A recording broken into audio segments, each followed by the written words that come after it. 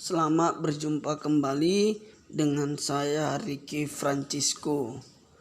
Pujian syukur kepada Tuhan Yang Maha Esa, berkat anugerahnya dan cinta kasihnya kepada kita, sehingga kita dapat kembali belajar di pembelajaran Learning Bahasa Indonesia pertemuan ke-11 kelas 11 dengan materi pokok drama bagian ke-6.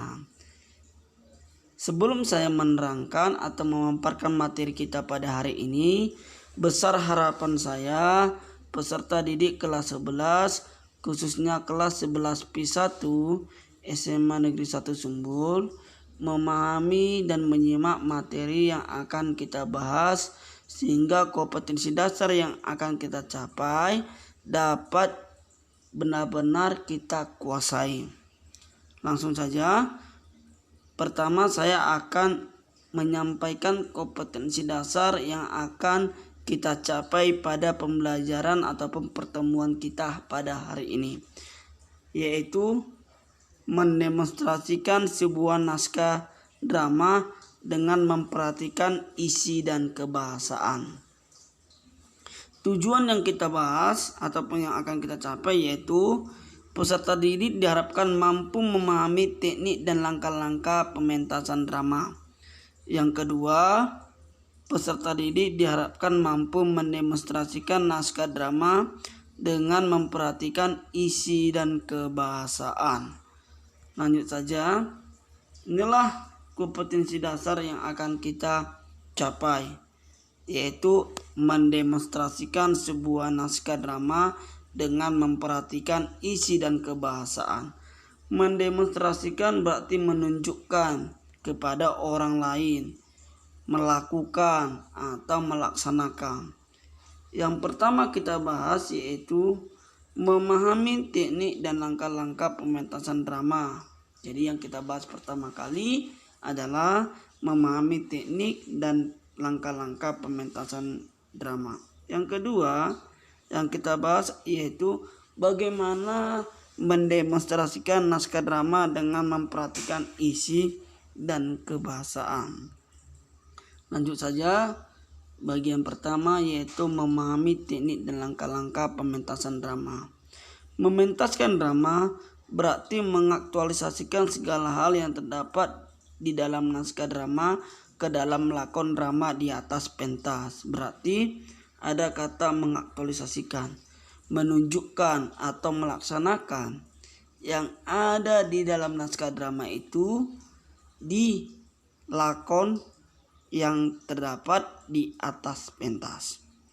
Aktivitas yang menonjol di dalam drama ataupun di dalam memerankan drama ada dialog antar tokoh. Ini yang paling menonjol, monolog, ekspresi mimik, gerak anggota badan, dan perpindahan letak pemain. Kenapa? Karena hal ini dapat kita lihat dan kita dengar dalam penyampaian isi drama. Pada saat melakukan dialog ataupun monolog, aspek-aspek suprasegmental. Apa itu aspek suprasegmental?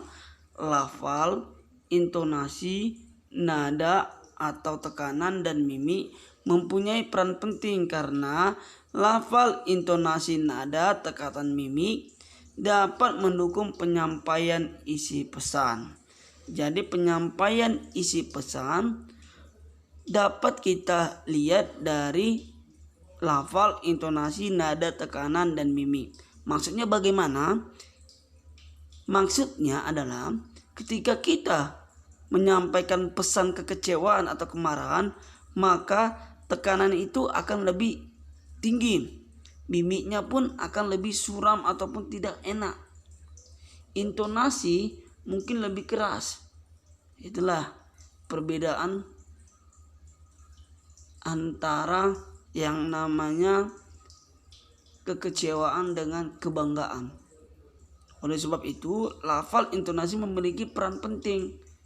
Beda intonasi kemarahan, kekecewaan terhadap perasaan yang rasa bangga, kesenangan atau kegembiraan. Itu beda. Nadanya beda, Makanya oleh sebab itu lafal, intonasi nada ataupun tekanan serta mimik akan mendukung penyampaian isi pesan. Kalau kita ada rasa sedih, berarti mimik kita ya mimik sedih. Jangan marah, kita tersenyum mimiknya. Begitu. Ya. Sebelum memerankan drama, kegiatan awal yang perlu kita lakukan yaitu membaca. Kenapa membaca? Agar kita memahami naskah drama itu. Ya. Kita baca keseluruhan apa peran kita dan lawan dialog kita.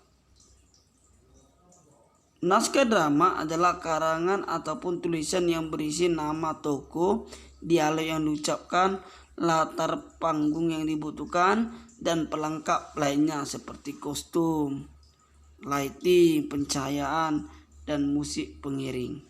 Dalam naskah drama yang diutamakan ialah tingkah laku, acting, ya. Jadi dalam drama yang diutamakan tingkah laku dan dialog, sehingga penonton memahami isi cerita yang dipentaskan secara keseluruhan. Bukan berarti pelengkap tidak dibutuhkan seperti kostum, lighting. Justru kostum akan mendukung acting kita, peran kita, serta dialog kita. Jadi penyampaian pesan ataupun penyampaian isi drama akan lebih tersampaikan kepada penonton. Jadi bukan tidak penting, tapi yang paling utama yaitu acting ataupun tingkah laku dan dialog ataupun percakapan antar tokoh. Oleh karena itu, kegiatan membaca naskah drama dilakukan sampai dikuasainya naskah drama yang akan diperankan. Pastinya harus dihafal. Jangan pula di dalam drama masih melihat naskah, tidak. Di dalam pementasan drama, penokohan ataupun tokoh ataupun aktor maupun aktris harus sudah menghafal atau menguasai dialog-dialog yang akan dia ucapkan di pementasan drama. Lanjut, dengan demikian secara umum ada 2 langkah utama yang harus dilakukan ketika mementaskan drama. Jadi secara umum ada 2 langkah-langkah ataupun teknik-teknik yang dilakukan pada saat mementaskan drama. Yang pertama, memahami naskah dan karakter tokoh. Jadi kita harus memahami naskahnya dan karakter tokoh. Tidak hanya karakter yang kita perankan, tetapi karakter lawan dialog kita harus kita pahami, yakni melalui dialog serta krama agung atau petunjuk laku yang dinyatakan langsung oleh pengarang. Jadi krama agung sudah kita bahas, jangan ditanya lagi, boleh dilihat di modulnya masing-masing apa itu krama agung. Ya. Yang kedua, memerankan tokoh dengan memperhatikan aspek suprasegmental yang tadi itu aspek apa? Lafal, intonasi, nada, tekanan, mimik dan gerak-geriknya. Jadi harus diperhatikan. Lafal adalah cara seseorang mengucapkan kata atau bunyi bahasa. Apakah aspek ini penting? Jelas penting. Ya, guna kejelasan makna suatu kata. Jadi lafal itu adalah kejelasan seseorang dalam mengucapkan kata-kata. Ya. Yang kedua, intonasi. Intonasi itu adalah naik turunnya, ya, lagu kalimat ataupun kalimat yang diucapkan. Kalimat berita, perintah dan kalimat tanya harus menggunakan intonasi yang berbeda. Kalimat berita datar karena berupa pernyataan. Ya. Kalimat perintah lebih tinggi, naik, karena dia memerintah, menyuruh, ambilkan pulpen itu, tutup pintu itu. Tapi kalimat berita pernyataan harus lebih datar. Ya, kalau kalimat tanya menurun, bolehkah saya meminjam pulpenmu? Bolehkah saya meminjam buku Anda? Jadi intonasi kalimat itu menyatakan kegembiraan juga berbeda dengan rasa kecemburuan ataupun rasa kesedihan. berbeda intonasinya. Ya, dapat kita lihat dalam percakapan kita sehari-hari kepada teman kita. Yang ketiga, nada ataupun tekanan. Kuat lemahnya penurunan suatu kata dalam kalimat, itu yang dimaksud dengan nada. Jadi kata yang ingin diperjelas maksudnya mendapat tekanan lebih kuat daripada kata lainnya. Jadi tutup pintu itu. Ya, pintu mana? Itu. Pintu. Ya, ada tekanan kata-kata ya agar penonton dapat menyimpulkan ataupun dapat menangkap maksud dari dialog tokoh yang ada dalam pementasan drama. Inilah yang dimaksud dengan nada dan tekanan. Ya. Jadi kata yang ingin diperjelas tekanannya akan lebih kuat, kata-kata yang penting. Ini yang maksud dengan nada dan tekanan. Ya. Mimik yang keempat, ekspresi raut muka ya yang menggambarkan suatu emosi. Jadi sedih, gembira, kecewa, takut dan sebagainya. Mimik berperan dalam memperjelas suatu maksud tuturan. Ya. Kalau kita gembira, ya silakan raut wajahnya raut wajah gembira. Kalau ketakut, ya raut wajahnya takut. Kalau dia sedih, ya sedih. Karena dia akan memperjelas maksud ataupun pesan yang akan disampaikan antar tokoh di dalam dialog pementasan. Selanjutnya yang kelima atau gerak-gerik adalah berbagai gerak pada anggota badan atau tingkah laku seorang dalam menyatakan maksud tertentu seperti menganggukkan kepala, menggigit jari. Kalau menggigit jari maknanya mungkin bingung. Menggigit jari bingung, ya, maksudnya bingung. Kalau menganggukkan kepala mungkin maksudnya mengerti, memahami ataupun setuju. Ya, kalau dia geleng-geleng kepala berarti maksud yang disampaikan gerak-gerik badannya itu yaitu menggeleng-gelengkan kepala berarti ketidaksetujuan ataupun ketidakpemahaman ataupun ketidakpahaman. Ya. Inilah yang dimaksud dengan gerak-gerik dalam menyampaikan pesan. Oke. Inilah langkah-langkah yang saya paparkan tadi. Berarti ada dua secara garis besar, yaitu memahami naskah drama dan karakter tokoh, lalu memperhatikan aspek suprasegmental ya. Suprasegmental yaitu lafal, intonasi, nada, tekanan, mimik dan gerak-geriknya dalam memerankan tokoh pementasan drama. Langsung saja di bagian kedua yaitu mendemonstrasikan naskah drama dengan memperhatikan isi dan kebahasaan. Pementasan drama berawal dari suatu naskah pastinya. Ya, pementasan drama itu awalnya adalah sebuah naskah. Tidak mungkin langsung pementasan duluan. Ya, tidak mungkin pertama yaitu pementasan drama. Pastinya naskahnya duluan. Ya, naskahnya terlebih dahulu. Dialog dan tata laku, saya ulangi kembali, dialog dan tata laku yang dipentaskan oleh para pemainnya sesuai dengan cerita yang disusun sebelumnya oleh penulis naskah. Jadi tata laku, akting kita, tingkah laku kita dan ucapan kita harus sesuai dengan cerita yang disusun oleh penulis naskah. Ide penyusunannya bisa berdasarkan pemikiran sang penulis. Dapat pula ide diambil dari cerpen, novel, dan karya-karya lainnya. Tidak sering kita lihat novel itu difilmkan. Ya. Tidak sering kita lihat cerpen itu didramakan. Boleh. Ya. Ininya boleh. Bukan kita plagiat, tapi kita sebut adaptasi. Jadi dalam naskah drama itu adaptasi. Dan tidak jarang juga kita lihat drama itu memang pure murni ciptaan ataupun karangan penulis skenarionya. Ya. Jadi sebagaimana halnya percakapan sehari-hari, dialog itu yang menggunakan percakapan sehari-hari. Misalnya, oh iya, aduh sih dong. Ya. Tidak begitu formal bahasanya. Jadi di dalam bahasa drama, percakapan drama tidak begitu formal. semi formal, ya. Bagaimana percakapan sehari-hari. Mungkin di dalamnya banyak ditemukan kata-kata yang tidak baku, ya.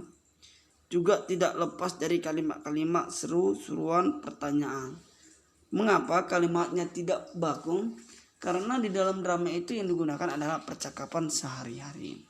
Jadi konteksnya itu tidak begitu formal ataupun resmi. Teks drama juga memiliki ciri-ciri kebahasaan sebagai berikut. Yang pertama, banyak menggunakan kata-kata urutan waktu ataupun konjungsi. Ya. Mengapa? Karena naskah drama, alur drama harus disusun secara kronologis. Yang kedua, banyak menggunakan kata kerja yang menggambarkan suatu peristiwa yang terjadi. Mengapa? Kata kerja digunakan agar menggambarkan peristiwa yang terjadi di dalam drama.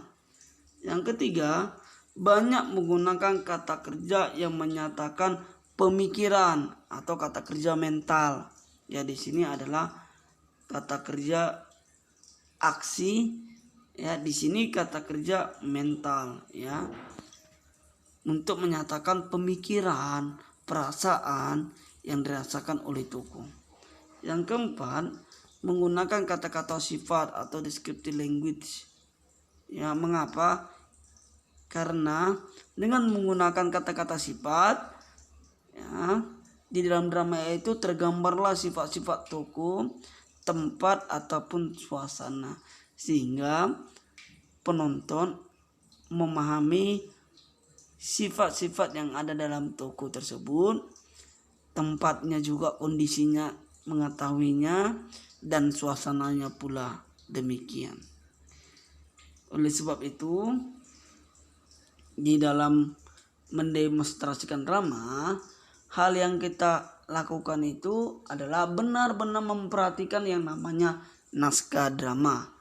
Tidak hanya itu, naskah drama juga harus kita pahami secara mendetail. Tidak hanya apa yang kita perankan saja, tetapi peran orang lain dalam naskah drama itu, lawan bicara kita, lawan dialog kita harus kita pahami. Ya, besar harapan di dalam pemaparan saya kelas 11 khususnya 11P1 dapat memahami pemaparan saya tentang mendemonstrasikan naskah drama dengan memperhatikan isi dan kebahasannya. Sekali lagi, yang akan saya rangkum yaitu memahami teknik-teknik langkah-langkah pemantasan drama, yaitu ada 2 yang perlu diperhatikan, yaitu memahami naskah drama dan karakter tokoh. Yang kedua, memperhatikan aspek lafal, intonasi, nada, tekanan, mimik, dan gerak-geriknya. Inilah yang harus diperhatikan dalam teknik ataupun langkah-langkah pementasan drama. Dan setelah kita memahami teknik-tekniknya, maka kita akan mendemonstrasikan. Mendemonstrasikan itu harus penting adalah ciri-ciri kebahasannya. Ya, agar kita tidak salah dalam menyampaikan pesan, yaitu banyak menggunakan kata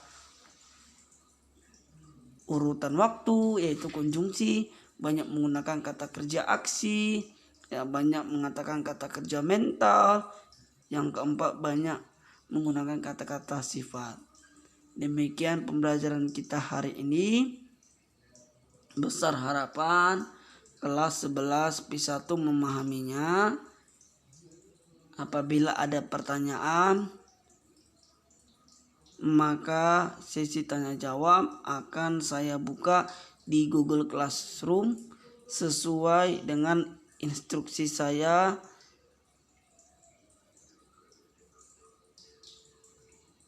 yang saya sampaikan sebelumnya.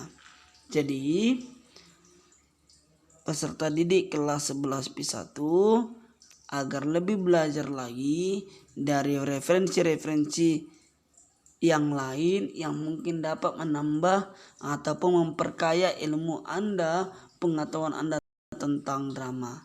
Demikian pembelajaran kita hari ini di pertemuan ke-11 Learning Bahasa Indonesia.